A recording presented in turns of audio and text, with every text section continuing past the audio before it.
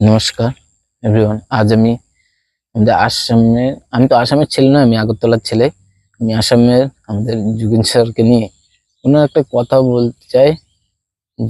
যে বাংলা বলিউডের মুভির সং, যে গানটি গেয়েছেন, সেই একটা মুভির ভিতরে তিনি এতটা হেভিট, এতটা ভালো ভালো গান গেয়েছিলেন।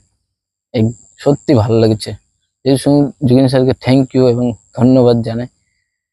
ওটাই তিনি অনেক অনেক ভালোবাসা। আমি আগরতলা ছেলে, আমার নাম দীপঙ্কর। আমার তিনি গানটি এত ভালো লাগছে। আজ তিনি নেই, তিনি দুর্গাপূজার আগেই তিনি মৃত্যু হয়ে গেলেন। তিনি জলে সাঁতার কাটতে গিয়ে তিনি মৃত্যু হয়ে গেলেন, তিনি আজ নেই।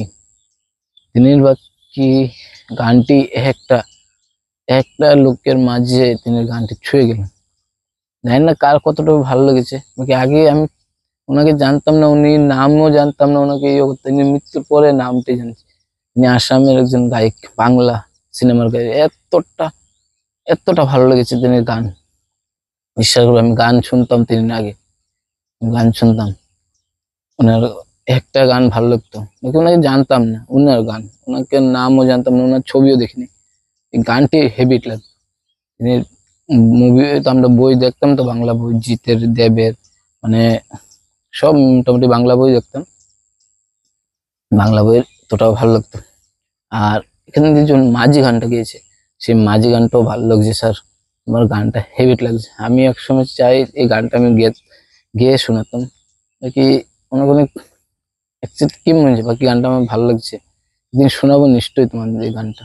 তোমার গানটা আমার একদিন নিজেরতে গেয়ে শোনাতে ইচ্ছা করছে। তুমি সত্যি আসামের মানুষগুলোর তুমি হৃদয়ে এবং মনে ভালোবাসায় সব বুঝে হয়েছে। তুমি গরিবের জন্য কি না করেছো। তুমি বলে অনেক কিছু। সত্যি ভালো মানুষের এই দুনিয়াতে কেন জায়গা নেই বলো তো? ভালো মানুষকে কেন তাড়াতাড়ি ভগবান উঠিয়ে নেয়? হ্যাঁ, সৃষ্টিকর্তা এমন বিষয়টা কেমন লেগেছে? সৃষ্টিকর্তা ভালো মানুষের থাকতে দেয় না। আজ দেখো না, তুমি এতটা হৃদয় সবাই মাঝে এবং সবাই সাথে ভালোবাসা এবং দিয়ে থাকতে, তো তোমার আজ এই দুনিয়াতে এনে তোমার 50 বছরই তোমার আজ যেতে হলো। সেই তোমার গান, সেই হৃদয় তোমার সব মানুষের হৃদয় থেকে যাবে। সত্যি তুমি একদম মহান। ভালো লাগলো তোমাকে আমার। সত্যি জুগিন স্যার, যেখানে থাকো আকাশে।